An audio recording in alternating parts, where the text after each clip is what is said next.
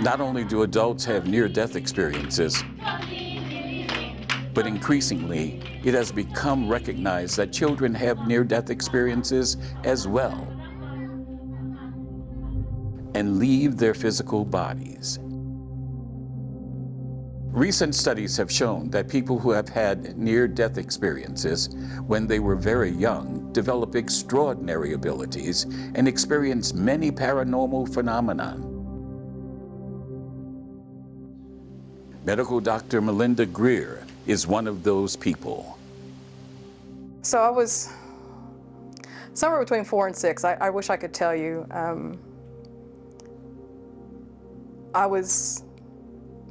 We had an old cat. He was elderly, and he had a sore hip, arthritis. And I was carrying him, and I was opening up the patio door, which was pretty heavy for a child. And I bumped him wrong, and he just rapidly bit me. I mean, just like several times around my arm here. And my mother, you know, for whatever reason, she didn't recognize how sick I got a few days later. And she just, you know, I had a fever. I remember feeling pretty awful, and she just put me to bed. And I remember thinking, you know, it was towards dark and it was time to go to sleep, but I remember thinking I was going to die. I mean, I really felt that bad, and I didn't know much about death at that point, but I just felt like I was going to die. And I don't know, there's a little song when I was growing up, now I lay me down to sleep, you know, I pray the Lord my soul to keep, et cetera, et cetera. And I remember singing that little song and, you know, really thinking I was going to die, and, you know, asking God to take me to the other side if I was going to die that night. So yeah, I must have fallen asleep. I think I was somewhat delirious. I mean, I was definitely had a fever and was sick. I look back at it as a pediatrician, and I remember how swollen and red my arm was, and with having a fever, I think I was probably septic. As a child, at least I probably had a really bad cellulitis. And I remember thinking that the cat had actually hit the bone, because I mean, I was a little tiny, frail, tiny thing. And I think he went all the way to the bone when he bit me. It was a very deep puncture wound. So anyway, I think I probably had sepsis, so I certainly, you know, could have died. Anyway, the next thing I remember was being in this realm of like total darkness. And you have to understand, as a child, we didn't have television. My parents' church did not believe in television, and so we didn't have television until I was about 7 or 8. We got our first television because the church decided that television was okay because they were losing members to the church. So anyway, I'd never seen a movie. I had never seen television. I'd never seen scenes at that time. This would have been in the early 1960s. I'd never seen scenes at that time of galaxies or stars or anything like that, other than maybe in books, which would have been black and white. But I was suddenly transported to a realm that was like being out in space. And it was dark, but there were like stars and galaxies and swirling patterns of energies and things like that. And I felt like I was embraced. I don't remember having a body, but I was a focus of consciousness, and I was embraced by another focus of consciousness, if that makes any sense. And there was that all-pervading love, that sense of unconditional love and approval, and it makes me want to cry just thinking about it. It's awesome. But sorry,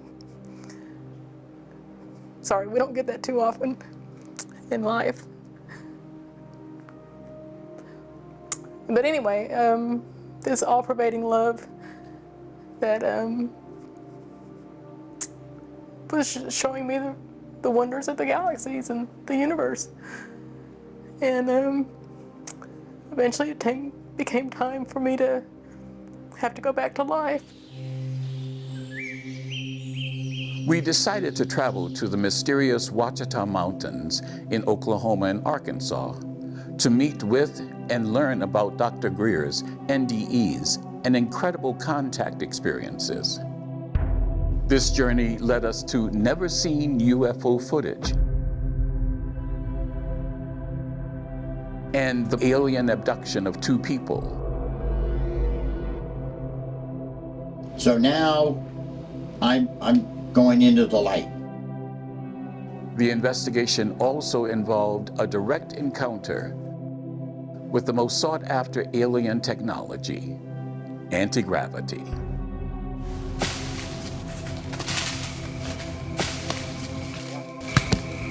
Like it might have even come in above the tree and dropped through the hole. Yeah, I mean, it was way.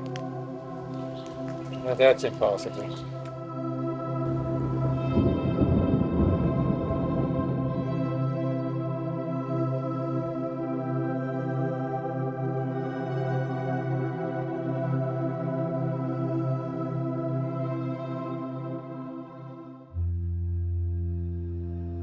Dr. Greer, in an early communication, informed us that many of her paranormal experiences occurred along the Talamina Scenic Drive, a breathtaking drive that runs through the Ouachita Mountains as it winds along forested mountaintops between Talamina, Oklahoma, and Mena, Arkansas. Turns out this is where she also lived and practiced medicine for a long period of time. Coincidentally, this is where, as part of our series, The Paranormal Highway, near Mena, Arkansas, we did an investigation that brought us to Board Camp Crystal Mine in July 2021. The original plan for the 60-acre property purchased in 2012 by Cheryl and Orville Murphy was to build a campground and put on classic rock concerts on the stage, seen here. That changed when they learned that their property contained an abundance of crystal pockets. The Ouachita Mountains are famous for their crystal mines as a result of many quartz crystal deposits scattered throughout the mountains. Deposits which have been turned into tourist attractions where people from around the country come and dig for crystals themselves. Orville and Cheryl jumped on the economic possibility of having people come and dig for crystals on their property. Then everything changed one night in 2017. What happened was, on the hill behind me, we were standing kind of looking at the stars at night, and we saw the horizon start to glow, and then these 3 huge beams of light appeared on the hill behind me, and they lasted about, maybe 8 to 10 seconds, and then everything went black. And of course, we were like stunned, like, what on earth is that? I noticed the trees, picnic tables and everything, and the light was really bright. Nothing was casting a shadow. So was it actual white light like we normally see? At the time, we had a big flagpole right there, and the flagpole was not casting a shadow.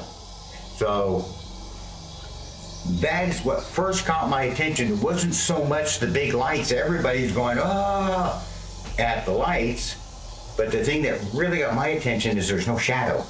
Cheryl and Orville's son, Josh, was the 3rd person to witness the light phenomenon. First time I ever visited this property since my parents bought it was in February 2017, and I arrived that night and they had been telling me that they mentioned they'd been seeing orbs in the trees at night for a couple of weeks, and I was fascinated by that and didn't know what they were, didn't know exactly what they were talking about. So Orville and I went in the backyard, and sure enough, we saw over about a 30-minute period, we saw a couple dozen orbs pop up from 500 feet away in the trees. It was February, so fireflies aren't out that time of year. So I was pretty fascinated by it, and at that point, nothing paranormal or extraterrestrial had even come into the conversation. I asked them what they thought it was, and they thought it might be crystal energy, maybe coming up out of the ground. So we call my mom out to see the orbs, and she comes out, and we're out there about 10 minutes, and we're staring at the tree line, and 3 beams of light appear in the sky above the trees for about 10 seconds. They were maybe 200 feet above the top of the trees, and they abruptly stopped at the top. They fade away, and none of us said a word during this. We were all sitting there with our jaws dropped, trying to figure out what we were looking at. After they fade away, we start talking to each other about what that might have been, and there's no cars out there, there's no roads up on the hill, there's no spotlights. So we're just kind of baffled, and the next morning Orville and I go up to the hill where the beams had appeared, and that area we now call the event site. Orville starts pointing out to me that metal objects had been moved around. There was a sign that had been toppled over, fence posts were leaning at a 45-degree angle, and he later came to find out that all of those metal objects had become magnetized. Which we verified on our first investigation at the event site. So if you see here, the fence post is north on the top, south on the bottom. The event site is a relatively open area on top of the ridge where the light beams appeared, where the levitating rocks were filmed before our visit. There are the remains of an old fence line with iron posts and a picnic bench and a Bigfoot gifting site. I'll let you hold the compass just for a second. And I'm going to get a couple of paper clips out.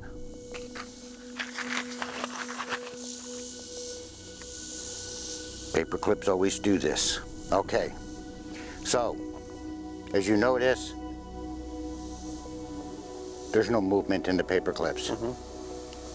Now we'll go up over here. Now it takes a while to charge something, but the energy here is so strong, holding the compass still and level. We now can affect the compass with just the paper clip. So if you see here, the fence post is north on the top, south on the bottom. Come over this way, on this post, it is south on the top and north on the bottom. It's upside down. And it's consistently like that, I take it, since you... All over through here. Wow. Every one of the posts have a different gauge reading that has a different where the field is in the post. Alan McGargle, our lead paranormal investigator, took some magnetic readings with his Gauss meter. All right, so I'm going to take some measurements on some of these and see if we can measure any anomalies. This is milligauss right now, and whoa, yeah, it's very strong. You can hear the meter beeping. It's hitting 4 and 5. We reached out to Orville and Cheryl to see if they would be amenable to us returning with Dr. Melinda Greer. Not only did they agree, but were eager to tell us when we arrived about Orville's alien abduction. And here was the amazing coincidence. They told us that a small group of psychics led by Navajo medicine man Garrett Duncan and Gail Fowler from Colorado, had just visited their property and knew about our investigations at a sacred Ute prayer tree in Bailey, Colorado, and were bringing offerings from Board Camp Crystal Mine to the prayer tree. We were eager to meet them, learn about their experiences at Board Camp Crystal Mine, and film the offering they were bringing to Bailey's sacred prayer tree. We're on Navajo time. I tried to call him just now, but I couldn't get it. Gail describes her vision that led them to Board Camp Crystal Mine. It was probably during the pandemic. I had this vision. It was a very, very large, black, huge Sasquatch saying, "You need to go to Arkansas." And I was like, okay. So I mentioned to Garrett, he goes, yeah, I told you about Orville's place, you know, the board camp, Crystal Mine. And I said, I think that's where we're supposed to go. But it was a while since we couldn't travel then. And then, was it February, I think, of this year? I said, I told him again, because I got the, you need to go again. And then that's how we ended up going there. Initially, when I first went, so when I went there for the first time, immediately, energetically, I was already picking up sort of a spaciness that was going on, a sense of ungrounding, but also, too, I was tapping into what the Star Nations refer to as an underground base that was embedded in that hill there, where the beams had popped out. Now, I didn't know anything about their story when I showed up. So they wanted me to kind of tap in energetically to feel the vibrancy of that place. And so the energy of the crystals, the energy of the trees, all that was vibrating pretty high. And then when I got to where the pillars had shot out, I was even shaking the first time. From what Orville and Cheryl called their sacred tree to the event site with its magnetized fence posts, the property radiates a kind of spiritual energy that sensitives and indigenous people feel strongly upon arrival. When we just got there, you could feel it was very high vibe, very going, oh, we are in for something, because I'm very sensitive to the energies. And yeah, it was almost like being on a perpetual high. Garrett had his own experience at the event site where the beams of light showed up. So psychically, energetically, I started journeying into inside. And what I discovered was that this was a star base, like a base from inner Earth from way long time ago. And that base is still very much operating. And it was utilizing crystalline technology to create these systems, like the anti-gravitational systems. So I was picking up that this base was there for a very, very long time before even Orville and Cheryl came along. It's been there for quite a while. Hidden among the woodlands and forests of the Colorado Rockies are unique living artifacts, trees that were modified by generations of native peoples, marked by strange and unusual bending or stripped bark. They are known as spirit or prayer trees. The trees were modified by the Ute people who controlled much of the area in and around the Colorado Rockies. It is said by their elders today that all the trees modified by the Ute people were sacred and that they had to offer prayers to receive the tree's consent and permission for the modification, and then were modified in gratitude to the Creator. Ute prayer trees can be found in numerous locations in the sacred Pikes Peak region, including the 3 that reside at Glen Isle Resort outside of Bailey, Colorado. Turns out that Gail and Garrett learned about Bailey and its sacred prayer trees from a short film we produced 2 years earlier called The Bigfoot of Bailey, Colorado and Its Portal. Cheryl had given us Garrett's number, and so we decided to call and see if we could meet them at the prayer tree. When you called, I was surprised, but at the same time, I was not. Because just being in this game, per se, when you put that intent out, these guys are guiding what's supposed to happen as a result. So they're helping to facilitate the validations, the synchronicity, who, how, when, what. Then it manifests into existence. So that, cool, this is exciting. All right, I'm not surprised. Well, I was surprised. Here's what happened at the tree in the film. And so we walked over to the tree, and we were probably positioned as we are right now. And maybe even if it was sort of like this in the trees in between, I got my hands on it, my eyes are closed, and I presume yours were too. Yep. And I looked over like this, and I went, oh my God, here's his shape. Big shape, typical Bigfoot, head, shoulders, standing probably 1.5 feet above you. And then you, so it was separated by, you were kind of waffling like, you know, the old kind of breakup static electricity, you know, you see sometime on television where a figure's not quite there and it's coming in and out of existence. And obviously my brain is trying to figure out what the heck this is. And eventually it was like, okay, there's a creature behind him, he's waffling in and out. Your eyes are still closed. And finally I say to you, hey Alan, there's a creature behind you. And then the story becomes yours. Yeah, so for me, I put my hands on the tree and I kind of put my head down a little and just focused on it, and it wasn't long, a few seconds even, I started hearing all these noises. It sounded like something splashing in the river and breaking, snapping tree limbs, and this racket that didn't make any sense. And then I felt this really strong energy behind me, and as I sort of focused my attention onto it, I could visualize the space that energy took.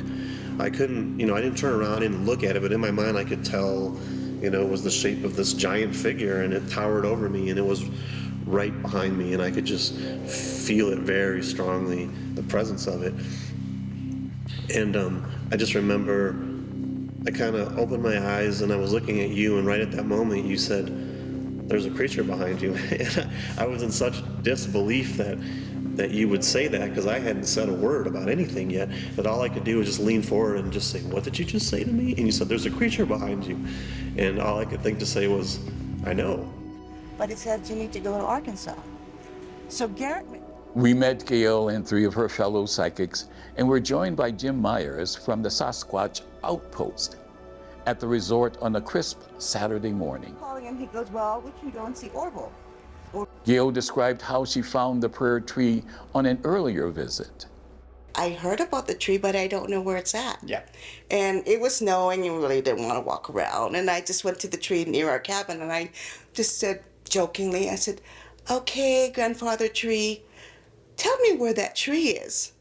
And then I got a message said it's in the front. It's like the gate. It's like the gateway. You need to go to the front of the place. I'm like, "What front?" It's like, he said across the waters. So I said, "Okay, let's go figure it out." And then we found it, and I said, "Oh." And there is like an archway. If you look at the top, it kind of goes over to the other side. So you have the bridge coming across. And I said, that was pretty cool that the tree told me. And I was just jokingly saying, "Yeah." But yeah, and that's how we found the tree. Yeah, feel it shout out.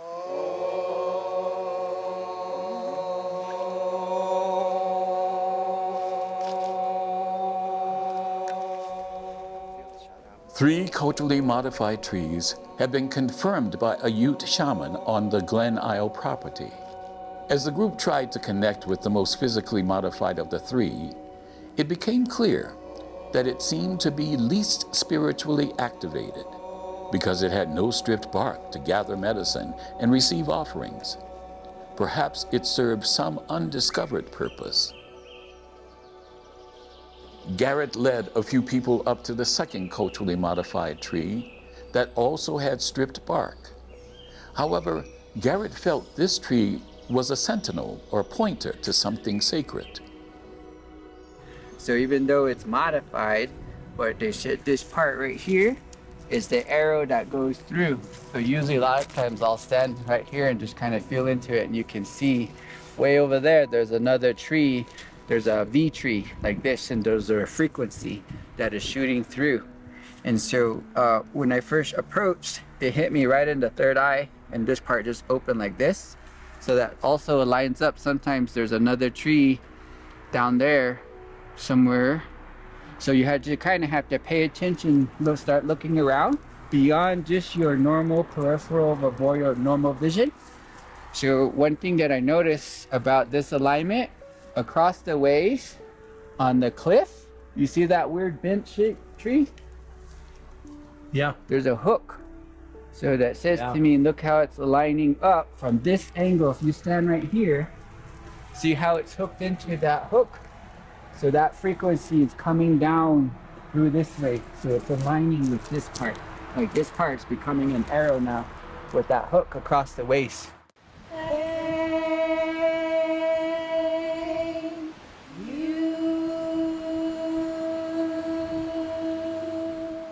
Earlier, the group moved down to the modified tree that was identified in the movie as a portal. The plan was to create a unified consciousness through song and chanting in preparation for respectfully bringing their offerings to the sacred tree from Board Camp Crystal Mine.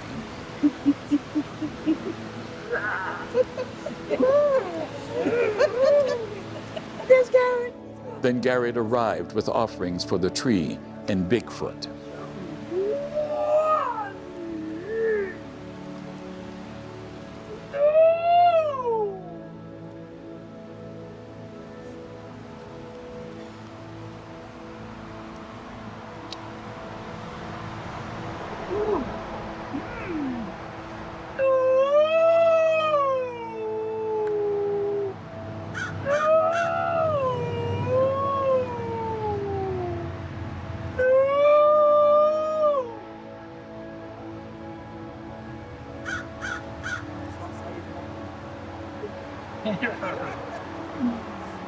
Garrett passed out an offering of a piece of bark from Board Camp Crystal Mine sacred tree to each participant.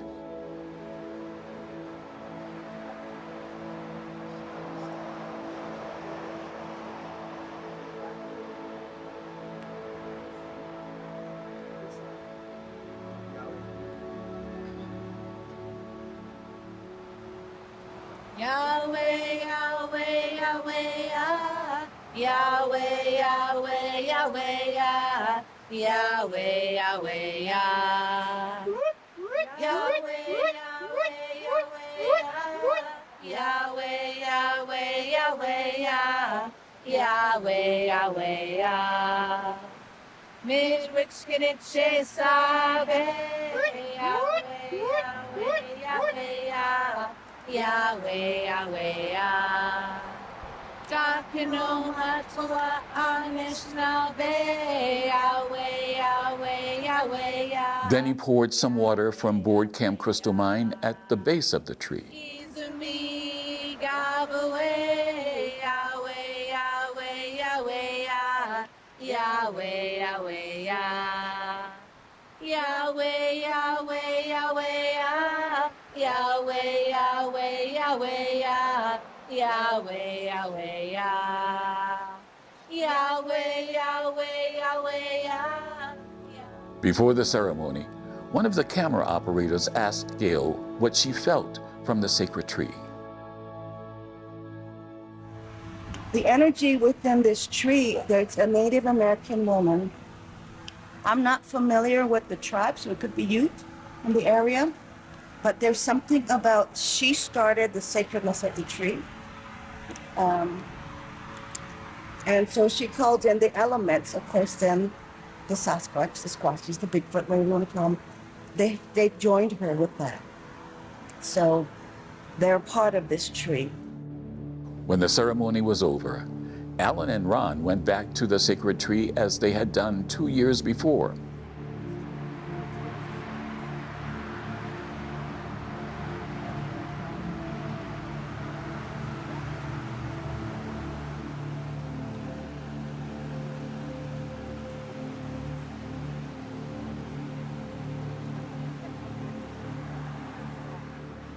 When I touched the tree, I shut my eyes, and almost immediately, this Native American woman, middle-aged, kind of showed up. She was in an Indian dress. I thought, oh, wow, that's cool. And then all of a sudden, she was gone. And these entities, or creatures, started pouring through into my mind's eye, pouring through like this. And they were, once in a while, I would see a Bigfoot, or I would see another human being, mostly Native Americans. And it got so intense, and I started mumbling to myself. And eventually, there's nothing I could do except I was being pushed backwards, and I just let go and opened my eyes, and that was it. It was black at first, and then I saw red with shadows, and then the shadows looked like trees, and there was like this face that came through. Oh yeah. And just when I was starting to get clarity on the face, it was just like a kaleidoscope. And it was just like, Exactly. and I was like pulsing, and it was just kaleidoscopes of colors and faces, and just, Yeah. it was like a million, I couldn't even process it, it was just a million It was bucks. kind of like a half Indian, half San, almost I female. couldn't see it, it was just bombarding me. Yeah. Fucking weird. We were eager to have Gail say more about how she was able to predict what Alan and Ron would experience at the tree. Through the technology, you knew that there was something there based on the frames you saw with the images. But as you were doing that, I just saw her in the background, and she told me, you know, this is a purpose in it. So we talked about a portal. That tree is a portal. And that's why when you said you texted, connected, and they all started coming through, it's like you were there and the door opened. Having experienced both places, Garrett and Gail have ideas about the connection between the two places. Energetically, we can't really mentally explain it, but intuitively, we're feeling the remnants from these ancient sacred sites. So the trees actually were, there's a connection with the trees too, because of so going from one portal to another portal. You can even say the waters and the connection with the crystals. All of that, there's something about, we've been feeling it. There is a network being created.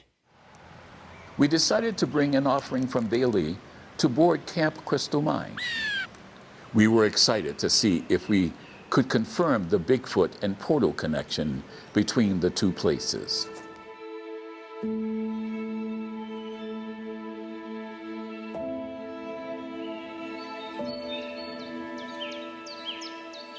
As the gate opened to Long Lake Resort near Poto, Oklahoma, a resort that turned out to be a place of high strangeness. This was the place Dr. Greer had met Ray Hernandez a few years ago, and she assured us we would find the place comfortable and interesting. The resort is located along the banks of two privately owned lakes, Long Lake and Taro Lake. Lodging at the resort includes several options. There are cozy couples cabins, 2-bedroom cabins for families or groups, and lakeside suites that offer beautiful views and easy access to the water. The property is heavily wooded with many large deciduous trees. In addition, there's a small herd of buffalo.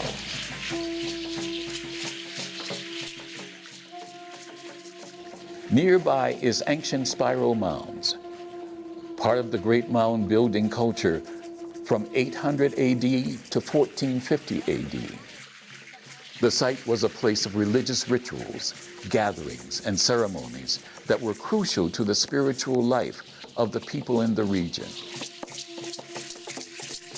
For many post-bound building indigenous tribes in the region, including the Caddo, Osage, and others, the area holds great ancestral and star people significance. In addition, giant skeletons were found in spiral mounds that some speculate were from Bigfoot. Arriving at the Long Lake Resort, the plan was to meet Dr. Greer at the cabin where Alan McGargle, our lead investigator, and camera operator Paul Lee would be staying. I'm Ron. Melinda, Hey, Melinda, good to meet you. good to meet you. This is Alan, my Hi, Alan. son-in-law. Nice to meet He's the Nice to real meet you. Bigfooter. Well, you got the squatchy part of the place. So, Yeah, yeah, this is nice. yeah. While Dr. Greer went to settle into her cabin, Ron and Alan found a fire ring outside of his cabin where Alan, inspired by Dr. Greer's comment about Sasquatch, began to sense the presence of something. We agreed to come back after dinner and try to make contact with that presence.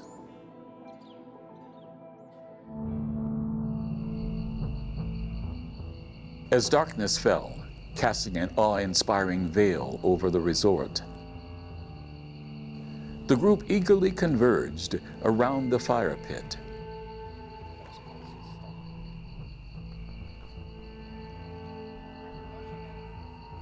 The air was thick with anticipation, each of us feeling on the brink of something extraordinary, as if this place held secrets waiting to reveal themselves. I got the Tesla coil set up here, REM pods over there. In the past, Ron had employed an ancient enigmatic chant to elevate everyone's consciousness to a higher plane of reality. A-E-I-O-U, A-E-I-O-U, A-E-I-O-U. The chant, steeped in primal mysticism, involved the repetition of the elemental vowels A-E-I-O-U. A-I-O, A-I-O, A-I-O, A-I-O, A-I-O, A-I-O, A-I-O, A-I-O, A-I-O. The very sounds that formed the foundation of all language, and perhaps even sparked the dawn of human consciousness.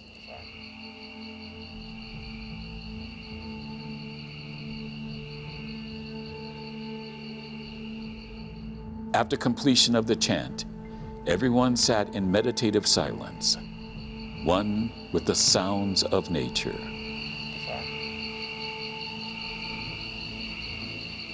Suddenly, as Dr. Greer was telling a story about indigenous people of the area, the REM pod goes off. A presence is detected. Anyway, so for what it's worth.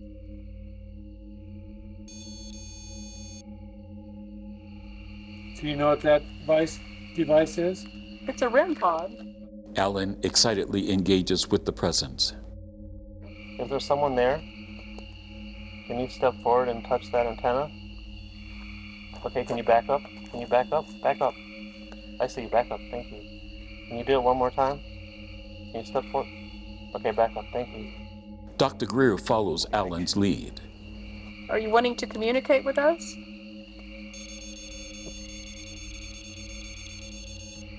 Thank you. Are you a Native American?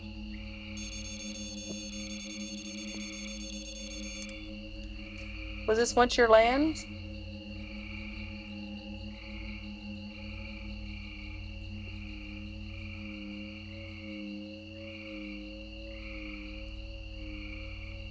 Are you still in our presence? If so, make the light turn green again. Well, that was interesting. That was very interesting. Then it's back. Thank you. So there's an antenna sticking up, Mm-hmm. and that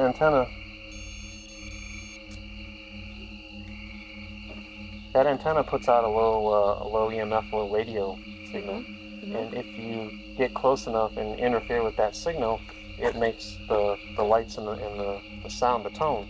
And the closer you get to that antenna, the more intense that gets. And when you touch the antenna, that's sort of when you get like the blue and purple lights, like it's... Oh, wow. So Yeah. they have to be real close to get those really lights. close, yeah. And I'm just looking, there's no... Make sure there's no mice sniffing it. Yeah, there's nothing around it. Huh.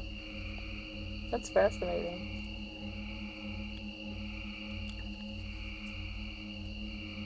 Huh. I guess they cool. like stories. That was cool, yeah. Alan places the spirit box next to the REM pod.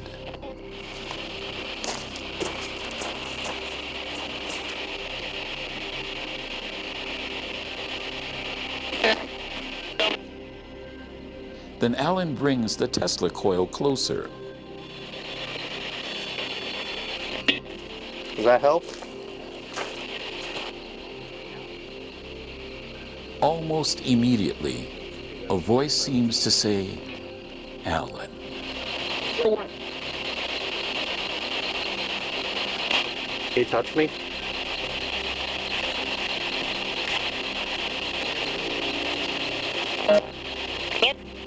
Can't.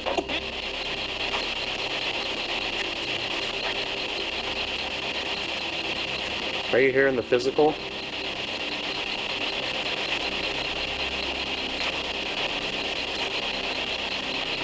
You're still on the other side?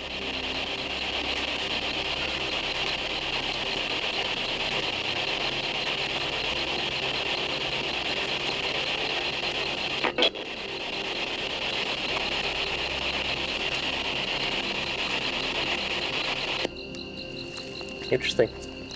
Well, I've never been in the presence of a spirit box before or a REM pod. I mean, I've seen them on television and seen them used, but to actually see it working in action and being able to interact with something that is obviously trying to communicate but is not visible, it's startling but really intriguing as well. So, yeah, it was interesting, fascinating. Melinda started telling us a interesting experience story that she had with a ghost and a haunted smoky smell that she had, and then all of a sudden the REM pod went off. So she kept talking, and then the REM pod went off a few more times, so it piqued our interest and we started to talk to whatever was there, and it seemed to be responding. According to our responses, I would say it was potentially a Native American female that was interacting. So we decided to set up the spirit box, and we got a couple things there. It sounded like it said my name, and then I asked it to try to touch me, and it said it can't. So yeah, it was pretty interesting. Was this an encounter with the Native American gatekeeper from Bailey? Could this site be linked to the other two places in ways beyond our understanding? The possibilities are extraordinary, teeming with the potential for paranormal revelations. We can only hope to find out.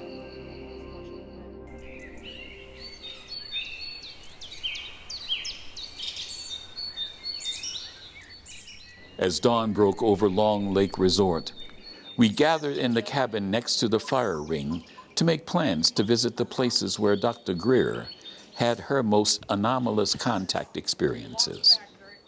In fact, she had one of her many UFO sightings not far from the resort. Well over a dozen times. I saw the triangular one here in this area, and then I saw the last, well, not the last one in 2007 was like a drop of mercury in the sky. It was like a silver mirror. Just, I mean, it looked like if you took a drop of mercury and put it in the sky, and it had a slight wobble to it. And whereas a drop of mercury would be flattened because it would be sitting on something, this was it was ovoid. It was like that. The only time I've ever seen a picture that looked anything like it was in, what's his name? Travis Walton's book, Fire in the Sky. Really? He had a UAP rendition of what he saw when he was on that spaceship. And when I read his book, I was like, oh man, there it is. So, I mean, I was looking out the window. We traveled to the place just outside of Poto, where Dr. Greer saw the UFO. And I was going back to work, and I'd eaten lunch and was heading back to the clinic, which is just down this road. And as I came up to the stop sign, I saw something across the road that caught my attention because it was very shiny and silver and looked like a silvery mirrored type thing. And it was wobbling in the sky, and I thought it was a Mylar balloon. That was my first impression. And then, you know, you rapidly go through scenarios and synopsis and figure out, no, it's not that. And then I realized it wasn't just across the road, it was across a valley, and it was actually quite large. And so I turned, you know, down towards the clinic, which is towards Worcester, and I pulled over to the side of the road, and I'm gesturing at this thing. I'm trying to get people's attention. I'm honking my horn. I'm hanging out the window, and I'm pointing at this, and people both directions on the highway are slowing down, looking at me, shrugging. They look in the direction I'm pointing, they see nothing. And there's this huge silver, you know, ovoid object that's in the sky. So anyway, I proceeded on down the road to where there's like it's an arena. It's the local county fair, I guess, where they have their rodeos and shows and things like that. And I pulled down in there. I was looking out the window like this, and like I said, I mean, I felt for the in the console for the binoculars, and I'm looking and I'm looking and I'm paying attention to what I'm doing down here, and then I glanced down like this, got the binoculars ready, and I looked up and it was gone, and the cloud was gone. I mean, I can't explain that. After my NDE, I had a couple of years where I would occasionally see ghosts. I mean, I would call them ghosts because they would look like a human being and then they would just disappear. And I would talk to them, for heaven's sakes. I'd move out of their way, you know, things like that. So, yeah, I thought they were real, and then all of a sudden they're gone. It was beginning to look like the weather was going south.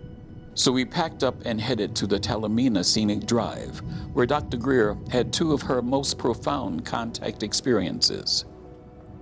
So I've had 3 sightings and encounters of Bigfoot. First one's way too far away. It's in this area, but it's pretty far away. The second one is very remote, and there's now a wind turbine farm up there, so it's totally changed. The third one is on a place called Goats Bluff Road. It's about an hour from here. So that would be easily doable, and it's one where, it was the last one I had, which was about 2007. We pulled off the scenic drive and drove north along Goats Bluff Road and parked our SUV.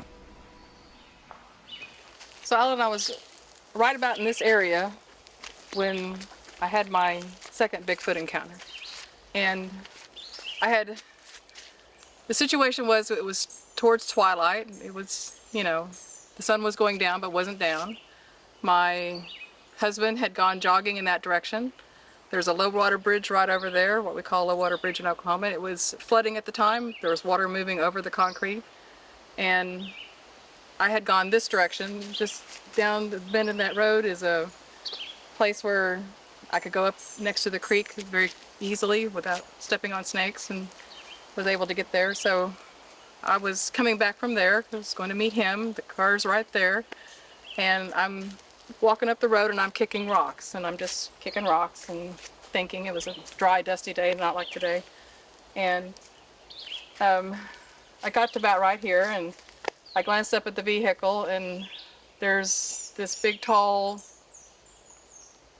person, you know, standing on the other side of the vehicle. It was a Dodge Dakota pickup truck, and he seemed to be bending over and looking in the back window. And my first feeling was, hey, you know, what are you doing?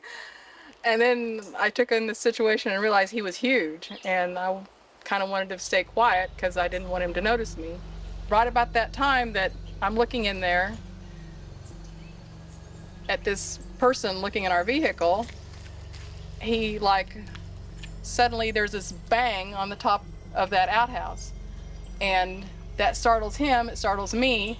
I look this way, and then I look back at him to see what he's doing, and he's running around in front of the truck. So he runs in front of that tree, and he goes across the road, and there were, you know, no leaves on the trees at the time. It was winter.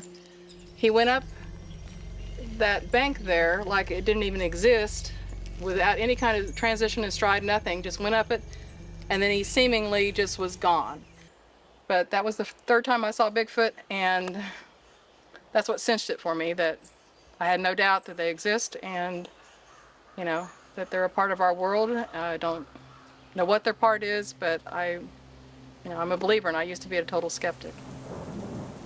Our radar warned of dense fog and relentless rain, but we were determined to reach our final destination. Dr. Greer was hesitant, but she finally agreed to stand at the very spot where her most disturbing experience had unfolded at Horseshoe Springs. It was just dead silence. There were no birds. All of the sounds that had been in the forest were just gone. It was all gone. And I remember one single leaf just kind of floating down through the air. I don't even know where it came from. And, you know, I wasn't a bit scared. I was just intrigued. And I remember thinking, cool. And I started looking around to see if I can find a path down there, to see if it was a seismic event, you know, can I find any evidence, you know? I just wanted to figure it out because I've never experienced anything like that.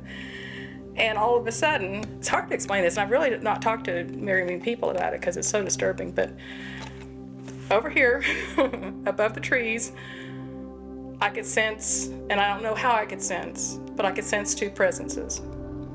They felt masculine or paternal or macho. I don't know. They had a masculine feel to them, whatever that means for a disembodied being.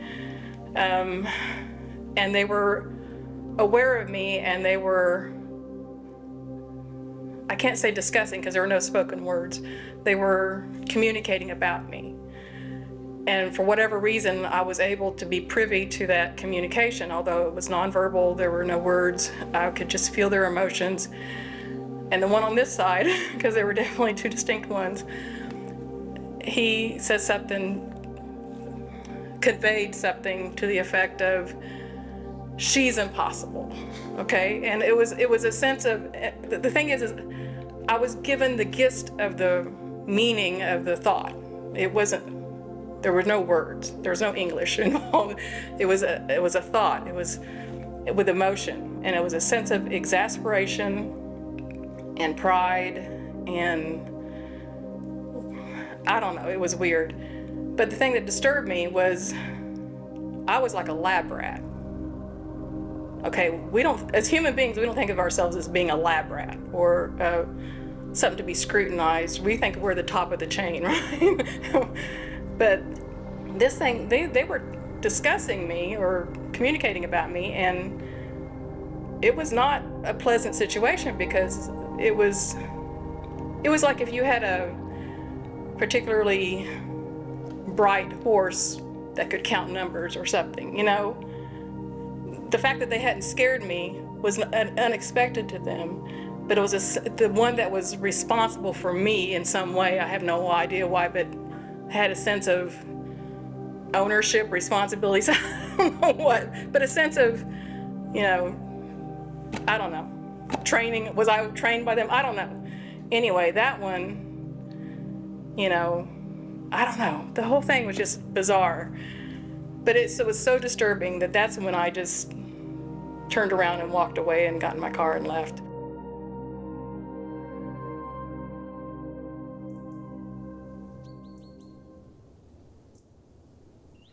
So, how you been? Hey man, good to see you. We decided to spend a full day and evening with Dr. Greer at Board Camp Crystal Mine. Orville and Cheryl were excited to see us again and share with Dr. Greer recent events on the property, particularly to compare UFO sightings. Hi, nice to meet you. Thanks for coming. What did you see? Well, Jane and I were on the stage. Uh-huh. We had a scope off of an M60A1 tank, so it's a starlight scope, so we got some great vision of the sky, right? Right. Got the camcorder sitting there. We were getting ready. He was going to stay on the stage for a couple of more hours. I'm getting ready to go up the hill. We have our backs to the sky, standing there talking. The camera is in between us, and we had a large triangular craft came down. You could see it start appearing. It's about 250 feet across. You can see the 3 dots for the corners. Yeah. And we played it real fast and then slow, and you can tell even fast it doesn't move, it doesn't lose its perspective. Mm-hmm. So you can tell it's a single unit, right? Right. And it came down, got real bright, and then just went like this and went over the trees. It lasts about 7 minutes. Here's a screenshot of the video. Oh, wow. So I saw that triangular craft on numerous occasions when I lived over there. Mm-hmm. And on twice it went over the top of me that time, and then another time when I was up at Panoramic Vista on Winding Stair Mountain on the Tuolumne Drive. I was sitting out there in a lawn chair and I was stargazing and I was kicked back, and it was the same thing. It came over and you don't hear it until it's directly overhead, and then it's a very soft sound. It's not like a jet engine. It's a soft, like almost like a fan, like if you had a box fan in the sky. Mm-hmm. I mean, it's crazy. Yeah. Nothing that big that massive should be able to just float through the air like that. After the light beam trigger event, the property is best known for its levitating rocks. On our first trip Alan had his own unexplained levitating rock experience. It occurred on the second night at the event site.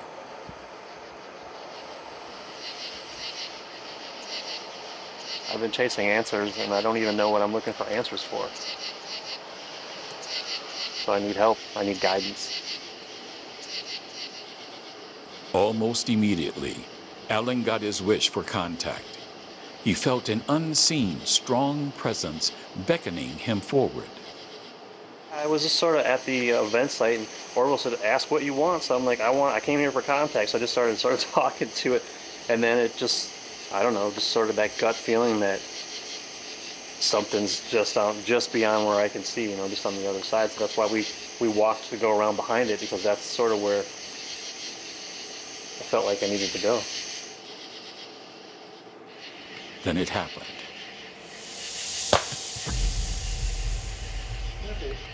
Down in this ravine off the trail, it sounded like a fairly substantial rock was dropped from 4 or 5 feet straight down, kaplunk. It didn't go through the trees. It didn't fall on its own.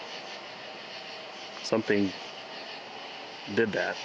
And whatever it is pretty much straight down in here somewhere. The next morning, we were able to see that the rock drop occurred in a dry creek bed in a ravine below. So just what we're going to do is just test the sound. We know that we were up there and not here, but we're going to test approximately the elevation of the stone. Right on just the ground. Using the same rock. That's the sound. That's it. That was it. That's it. And we'll do it again to see if we get the same effect. Yeah. So we're looking at about a 4 or 5 foot drop. On her trip to board Camp Crystal Mine, Gail Fowler had a similar rock levitating experience near where she experienced a Bigfoot. Orville built the fire. And then I think I went to go put my drum down, and they thought I dropped something, but it was a pretty big rock. It's like thunk, and that's when Orville go, look, and so we all saw that. Of course, that rock wasn't there before. And how he measured it too was, he's like, when that happens, he touched it immediately. He said, when you touch it, he goes, you can still feel the heat coming off of it. And then he compared it to another rock that we thought was already sitting there, and he said it's going to be completely cold. So did you touch the rock?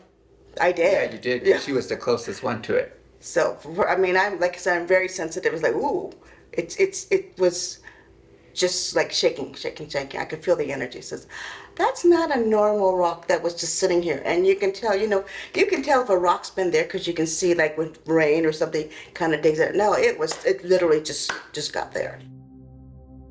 To get oriented to the paranormal active area of board Camp Crystal Mine, here is the perspective from the stage. Off in the distance is the ridge line, containing the event site nestled among the trees.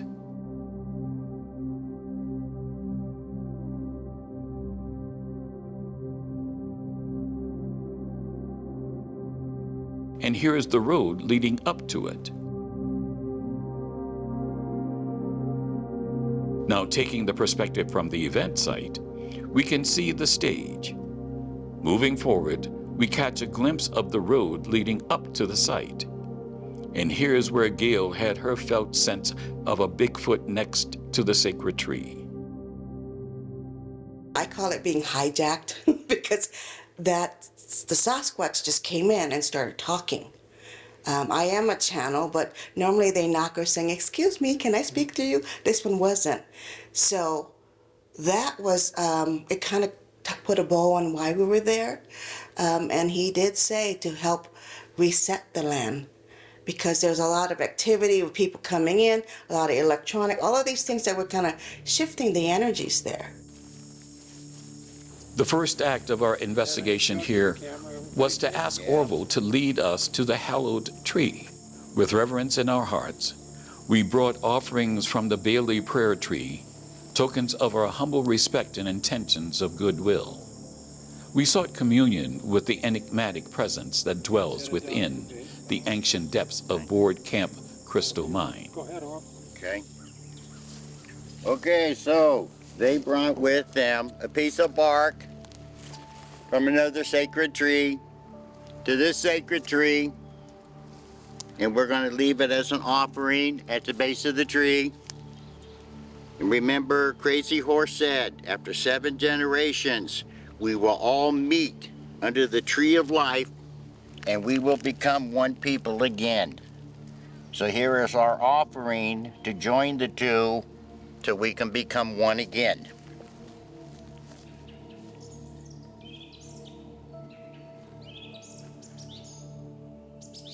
Next, we headed up to the event site. Orville wanted to show Dr. Greer the magnetic poles, and we wanted to verify they were still magnetized. Orville and Alan led the way up the trail as the crew followed in our vehicle. Put it to the top of the fence post. Using her own old-fashioned compass, she walked over to the fence pole we had filmed on our earlier visit. Because the compass needle is itself a small magnet, it will align with the magnetized bar, or in this case, the fence pole. As you move the compass along the fence pole, the compass needle should rotate in the direction of the magnetic field as it moves from the fence post's north pole to south pole. And it did, just as it had 3 years ago. Using his tri-field meter, Alan confirmed the presence of a strong magnetic field surrounding the fence poles. Reading high level of magnetic field here, very fluctuating.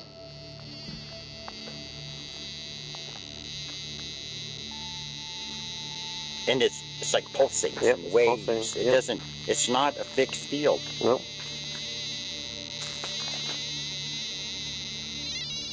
This is where the light was. Oh, okay. And if you notice, look at all leaves and sticks everywhere. This area has pretty much stayed clean.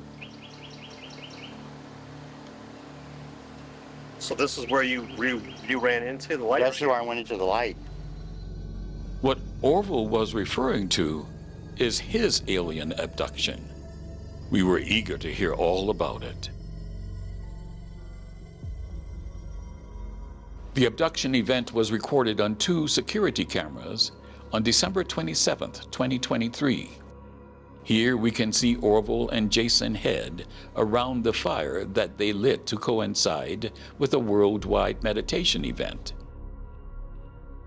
And then start a cedar fire over at the medicine wheel, and at 7 o'clock, and everybody's going to start chanting, thousands of people, right? So we're like, okay, so Jason and I, we get the fire going, and we're just kind of standing there, and on top of the hill, you can see big beam of light on the ground.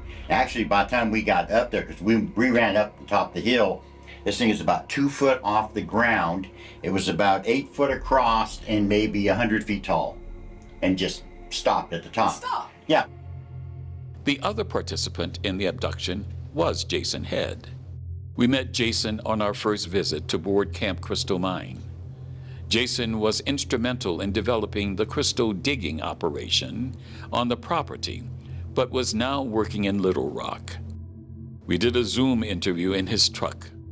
Me and Orville were sitting around the fire, and we had the Indian music playing, and you could just tell the energy just kept getting stouter and stouter and stouter. And we looked up toward the top of the hill, or Orville noticed it. I don't recall just how we first noticed it, but there was this huge column of light, and Orville took off. Here's the clip from the security camera on the right side at 7:13:30 p.m. Central Time. You can see Jason and Orville around the campfire. Here's a daytime overlay to get oriented. They are along the road leading to the event site. At 7:14:35, perhaps an orb flashes in front of the camera. Here it is slowed down. Remember, it's winter, so no bugs. Then approximately a second later, the beam of light shows up. Here, in slow motion from the left side perspective, we can see that the beam of light fades up, as opposed to turning on like most everyday light bulbs. Back at the campfire, we can see that once the light was spotted, Orville moved forward and took a few pictures, which did not turn out. However, Jason, with his cell phone, took 2 pictures. The first one, we can see the light. Since it was still dusk, the beam of light is pure white, not orange if it were incandescent or having a greenish tint if it were a fluorescent source. In the second picture from Jason, we see the light again through the campfire smoke. We moved to Orville's office where he spoke about the footage and his experience. And we were only supposed to monitor the fire, and everybody, thousands of people meditating all over the world. And there it comes. We're trying to get pictures with our cell phone. That's the photo I showed you earlier that Jason got. And look at that thing. It is just a pillar, a tube of light that's about 2 feet off the ground, 8 foot across, and maybe 100 foot tall.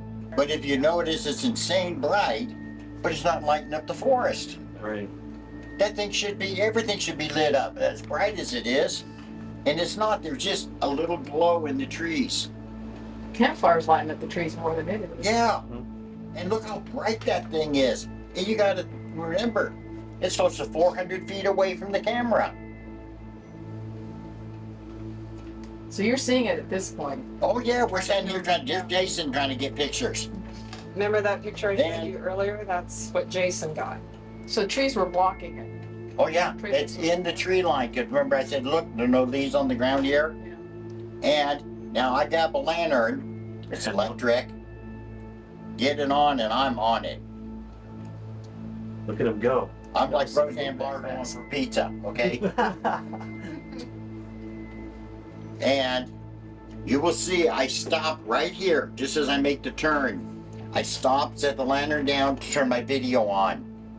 Nothing on my phone went dead the minute I got anywhere near it. How far away are you there?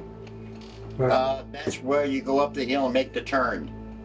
So I'm probably within 100 feet of it right now. And you'll see the light stop for a second.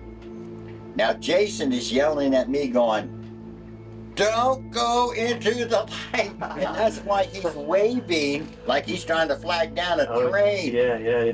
And he's not running because it's Jason, okay? Yeah. Jason's a big guy. That is running for him. Yeah. And he's yelling at me, and you can see I'm still here trying to get my video on. So what did it look like from up close? It looked like a tube of light. Yes. So now I'm going into the light. By the time I got there, Orville was disappearing into the light, and I reached in to grab him. When I did, it like sucked me in. But I wasn't a hold of Orville. I was by myself. In real time, the event from the emergence of the light to its fading out took a total of 5 minutes.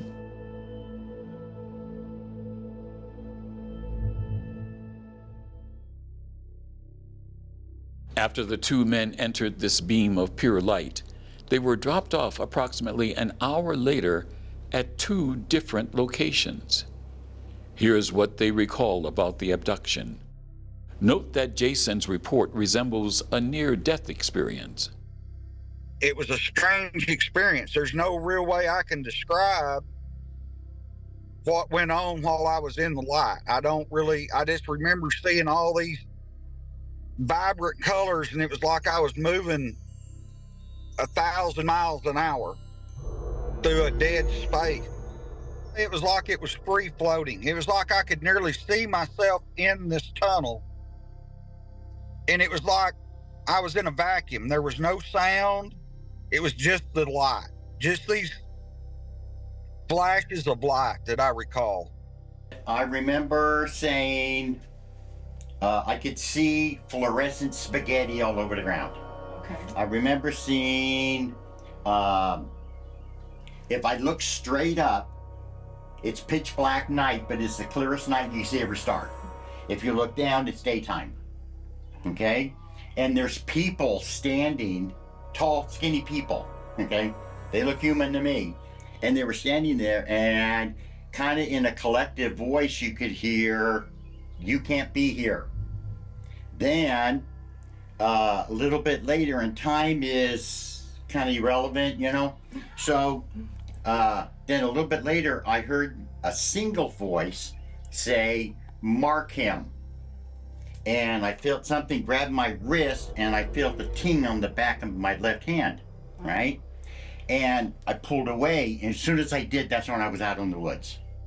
Both abductees were dropped off on the other side of the event site and were forced to walk back to the stage on the mining road. The event was captured on another security camera. I am, if you look at the time, it's over an hour later. Okay? I've already lost well over an hour, and that's me walking down the mine road, okay, coming back to the stage. And I'm like half disoriented. I'm going, I'm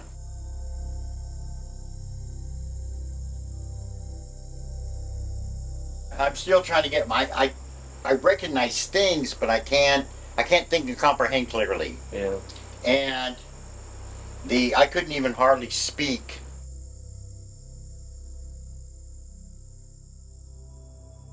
When I come out on the ground, it was like I knew where I was at, and I kept calling for Orville. I could not find Orville anywhere. Couldn't see him, couldn't hear him. And I was trying to walk back to where the light was. And it was like I kept running into this force field that I couldn't get through. And it was like I would get turned around and come back to where I'd started. I never could get to where I wanted to go. It was like I just kept running into a force field. You can see Jason coming down the hill, right? Okay. Watch up in the sky.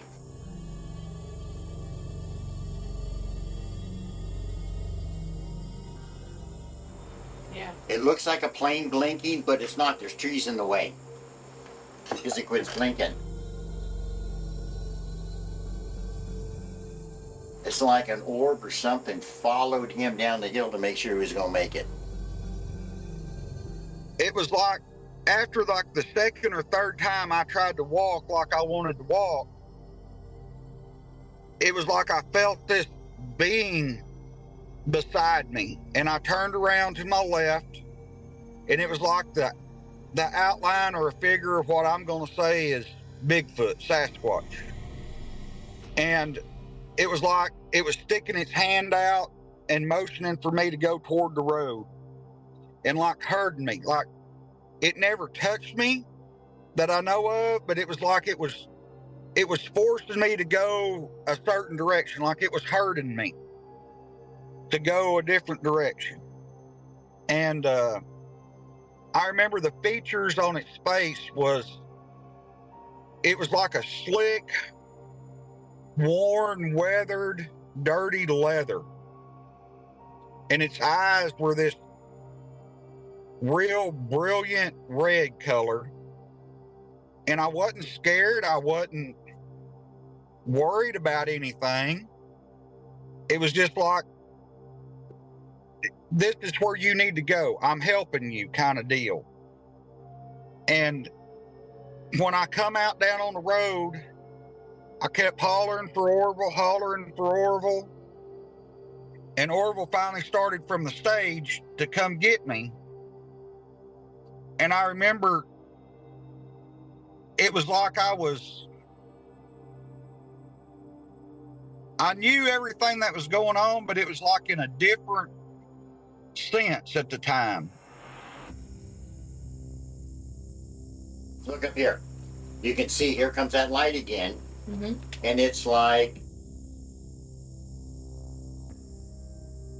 see, that's static right there. There's the cat sitting there and another cat over here. And that light is like staying above him. That is not an airplane. So, but as soon as I get to Jason, it's gone.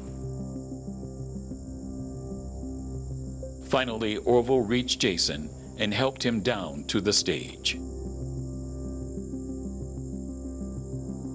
And we got to the stage, and I remember I was so thirsty and so tired. It was like I'd been on a hike for miles and miles in the mountains without anything to drink. In near-death experiences, individuals often describe being removed from the normal constraints of time and space, able to move instantaneously between locations. This echoes the abduction account at Board Camp Crystal Mine, where Orville and Jason were dropped off some distance from the event site after entering the light beam. This kind of displacement is common in both NDEs and abduction narratives, where physical laws seem to bend or break, allowing experiences outside the usual parameters of reality.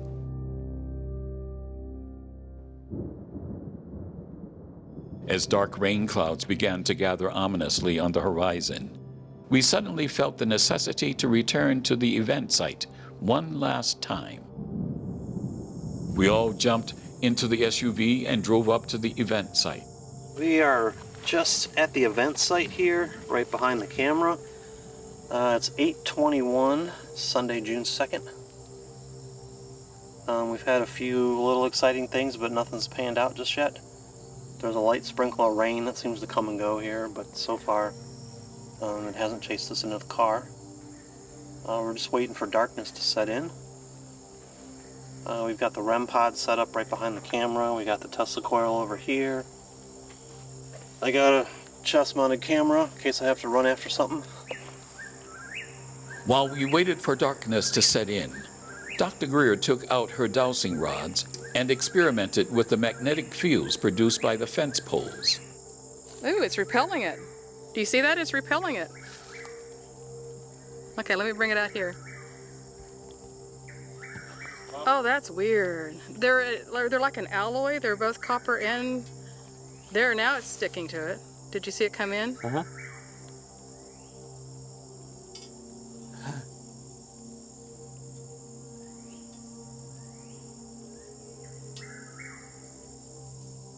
Well, that's very much stronger than the one down the hill. Alan senses a presence and fires up his SLS camera, a device developed by Microsoft for its Xbox 360 that projects an infrared pattern that detects human-like figures. Human-like figures that are invisible to the naked eye. But it also locks onto actual human beings and displays both as stick figures. Ron probes the area with his green light laser, and something appears in the SLS camera screen. Can you manifest in a human form? There you go. Sort of. Really long legs. The tree? It's right next to it. Can you go up the tree?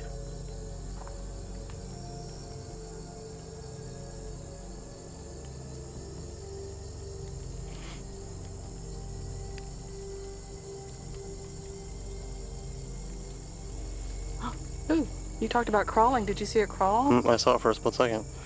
I'm recording, so I should have that.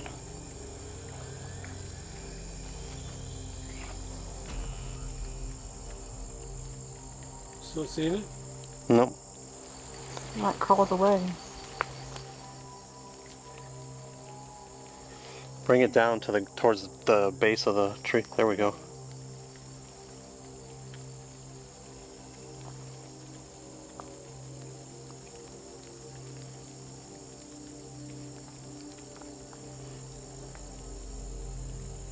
Then it's back briefly. Shine it right on that pole. Sorry? Shine it right on that pole. On the what? The pole.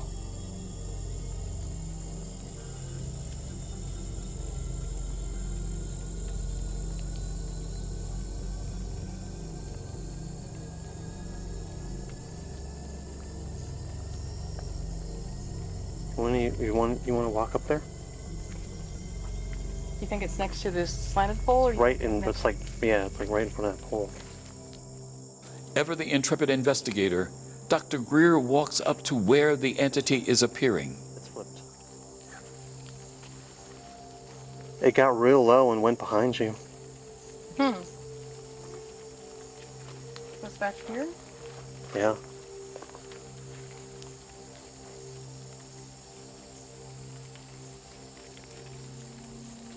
Oh. Oh. Whoa. Hold still, Melinda. You're fine. Oh. Okay, it's, turn around. Then the entity begins to interact with Dr. Greer. All the way, face the magnetic pole. Now reach your hand out. A little further. Look how it's stepping back. Can you take one step forward? Oh. Oh. Okay, a little more. Oh, it's reaching. Move your hand down just a little bit. A little bit more. Oh. It's down, it's real down low. Oh, hold on. That's the pole right there. I'm touching the pole.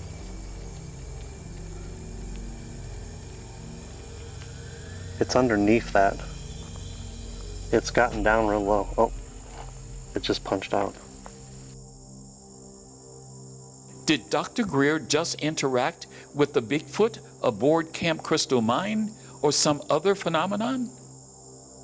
One more data point for our investigation.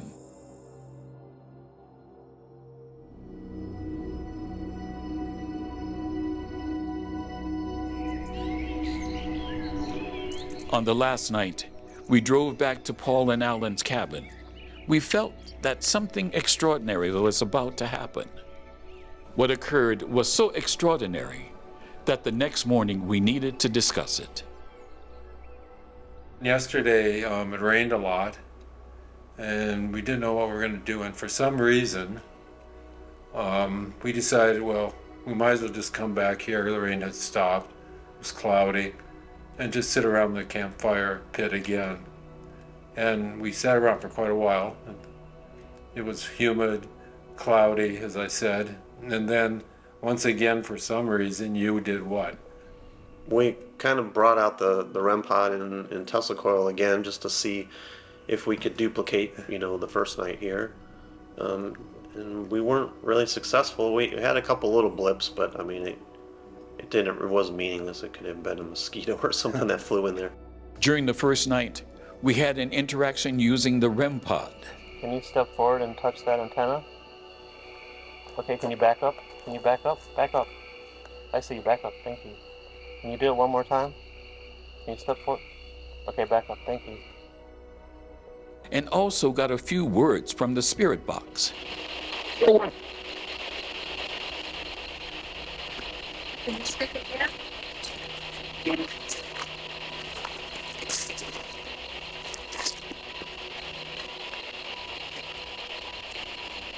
you have a message for me?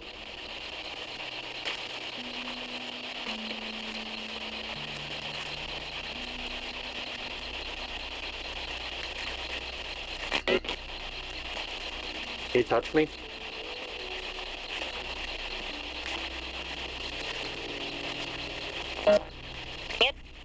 Can't. It definitely sounded like it might have tried to say my name at least. And then I asked it, when that happened, I asked it if it could physically touch me, and it said that it can't. Right. Said Kent. Yeah. Yeah, I heard Al Lan. Yeah. Like in 2 syllables. Right. What we didn't pick up until we viewed the footage back in the edit suite, in addition to the 2 voices, was a much quieter female voice, not coming from the spirit box, saying, "It's freaking me out."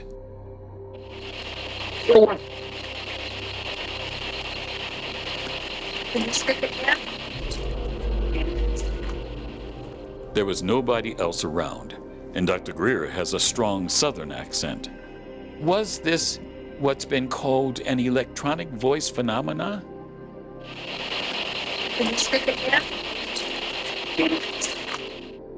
Not heard by our ears, but recorded by the camera's microphone. What does "it's freaking me out" mean? And what said it? Once again, Alan suggested we do the primeval chant. A-E-I-O-U, A-E-I-O-U, A-E-I-O-U, A-E-I-O-U, A-E-I-O-U, A-E-I-O-U, A-E-I-O-U, A-E-I-O-U, A-E-I-O-U, A-E-I-O-U, A-E-I-O-U, A-E-I-O-U, A-E-I-O-U, A-E-I-O-U, A-E-I-O-U, A-E-I-O-U, A-E-I-O-U, A-E-I-O-U, A-E-I-O-U, A-E-I-O-U. Immediately after, our collective consciousness merged into our oneness with nature, or the paranormal presence of the location. Well, I definitely felt last night like we weren't alone. I couldn't really tell what it was, but the whole time was just sort of, I kept waiting for something to happen and nothing happened. And it just felt like it was going to, and we just had to wait for it. That's how I felt. How about you? That's the way I felt. It was, the energy was very different than from the other night. I felt, it's hard to explain. I felt very one with nature and very a part of the environment. So Yeah, it was like I don't know if it was maybe the rain, but it really felt like the forest was alive. Like there was something all around us, above us. Everything was alive. I kept seeing flickering like lights. Not, I mean, it wasn't like a light, but it would be like a subtle shift in the ambient lighting, which was not much. I mean, it was, you know. So all that occurred for me too, but it was after the chant. That's when I got into that oneness stage. Do y'all agree? When you're open. Right. Yeah. It changed at that point. I mean, I felt it up until then, but then after we did that, it felt like things were getting a little more imminent. And you'd have the frogs really loud. Oh yeah. And then they would suddenly quiet. The chanting made them all stop, but the crickets persisted, but the frogs all stopped, and there were different species of frogs. Yeah. Then, as we packed up our equipment and walked from the fire pit heading to our vehicle, then something extraordinary happened.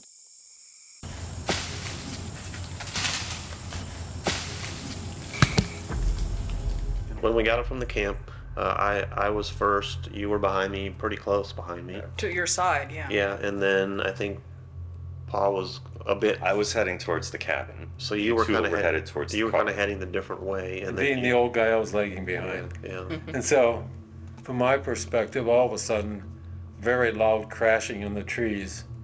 It seemed to me that it had moved slightly from the camp to the car, that it wasn't a straight drop down, but had motion to it, had a directionality to it.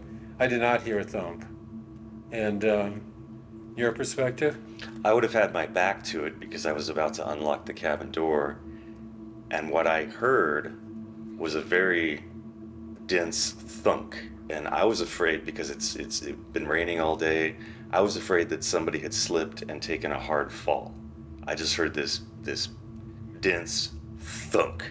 You didn't hear the trees? I did not hear the trees, but I heard the thunk. Okay, and then you? So he was to my left, and we're approaching the car, and I heard up in the trees, I heard something falling. I really expected to look over and see something big falling, a big raccoon or a big limb or something.